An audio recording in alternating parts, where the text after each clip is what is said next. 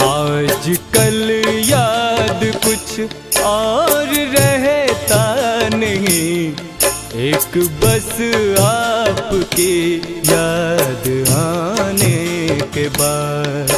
आज कल याद कुछ और रहता नहीं, एक बस आपकी याद आने के बाद।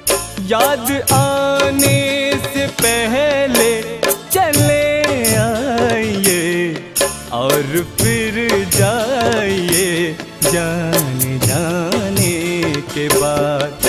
आज कल याद कुछ और रहता नहीं, एक बस आपकी याद आने के बाद।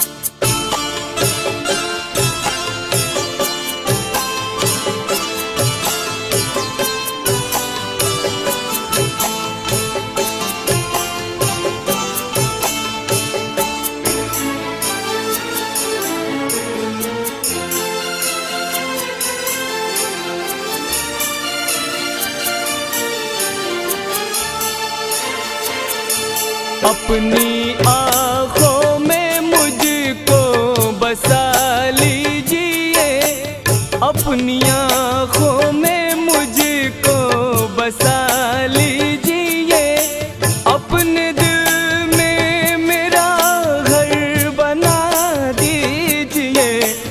क्या करूं दिल कहीं और लगता नहीं, प्यार में आपसे दिल लगाने के बाद। आज कल याद कुछ और रहता नहीं, एक बस आपकी याद आने के बाद।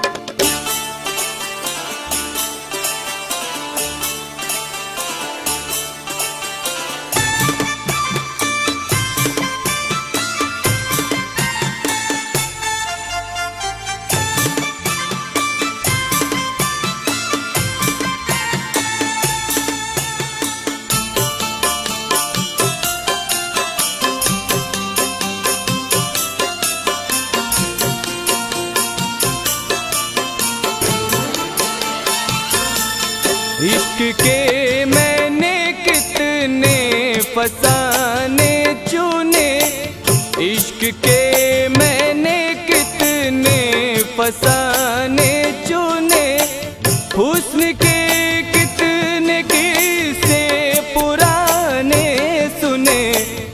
ऐसा लड़ता है फिर इस तरह टूट कर, प्यार हमने किया एक जमाने के बाद।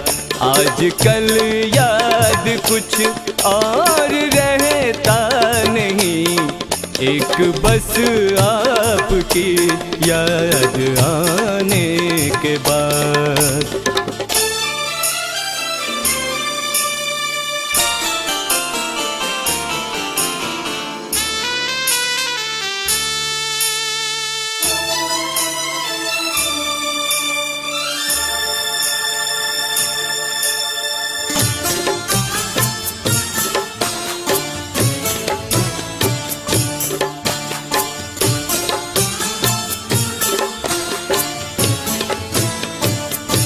आपका नाम दिल से निकलता नहीं, आपका नाम दिल से निकलता नहीं। दिल लगी में कोई जोर चलता नहीं, दिल लगी में कोई जोर चलता नहीं।